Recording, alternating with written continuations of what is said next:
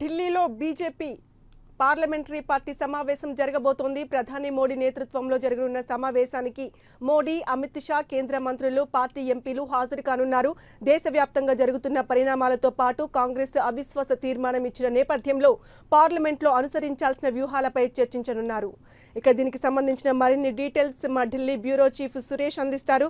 Suresh, BJP parliamentary సమావేశంలో ఏ అంశాలపై చర్చ జరగనుంది? పద్మ, ఇవాళ మరి కాసేపట్లోనే బీజేపీ ప్రధాన కార్యాలయం కొత్త భవనంలో బీజేపీ పార్లమెంటరీ పార్టీ సమావేశం కాబోతుంది.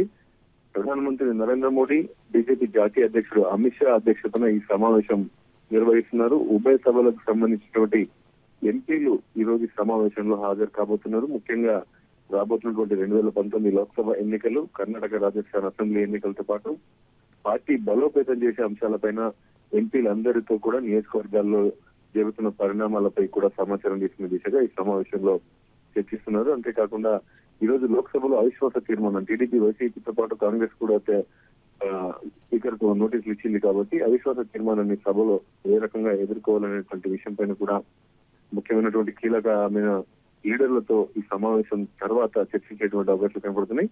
అవిశ్వాస విషయం పైన పార్లమెంట్ లో కేంద్ర ప్రభుత్వం ఏ విధంగా ముందుకు బీజేపీ వెళ్లబోతుందనేది కీలకంగా ఉండబోతుంది. ఈ అంశంపై కూడా ఈ సమావేశంలో జరిగేటువంటి అవకాశాలు కనబడుతున్నాయి. ఇదే కాకుండా పార్టీ సంస్థాగతంగా పూర్తి స్థాయిలో 2019 లోక్సభ ఎన్నికలకు సిద్ధంగా ఉండాలనే దానిపైన కార్యాచరణను ఒక ప్రణాళికబద్ధంగా రూపొందించి రాబోయే రోజుల్లో అమలు పరిచాలనేటువంటి అంశం పైన అందరి సలహాలు, సూచనలు ఈ సమావేశంలో తీసుకునేటువంటి అవకాశాలు కనబడుతున్నాయి.